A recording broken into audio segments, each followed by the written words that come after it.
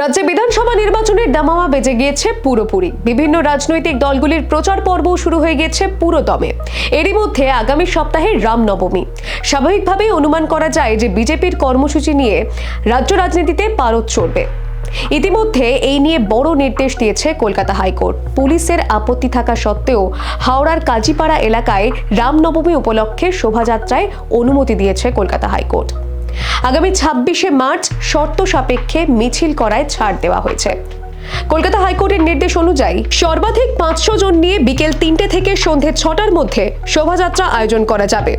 রাজ্য প্রশাসনের তরফে এই রুট নিয়ে আপত্তি তোলা হয়েছিল। পুলিশের আশঙ্কা ছিল নির্দিষ্ট ওই এলাকায় শোভাযাত্রা হলে আইন শৃঙ্খলার অবনতি হতে পারে। তবে সেই যুক্তি খারিজ করে আদালত স্পষ্ট জানায়, একই রুটে গত বছরও শোভাযাত্রার অনুমতি দেওয়া হয়েছিল এবং তখন রাজ্যের তরফে কোনো আপত্তি জানানো হয়নি।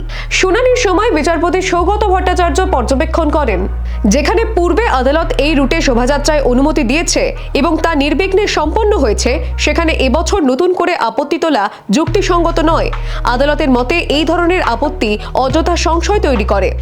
আদালত আরও ইঙ্গিত দেয়, অনুমতি দেওয়া হলেও আয়োজকদের সমস্ত নিয়ম মেনে চলতে হবে এবং প্রশাসনের সঙ্গে সমন্বয় রেখে মিছিল করতে হবে।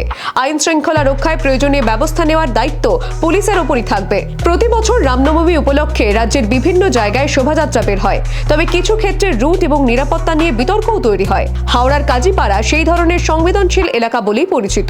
এই প্রেক্ষিতে কলকাতা হাইকোর্টের এই নির্দেশ তাৎপর্যপূর্ণ বলেই মনে করা হচ্ছে।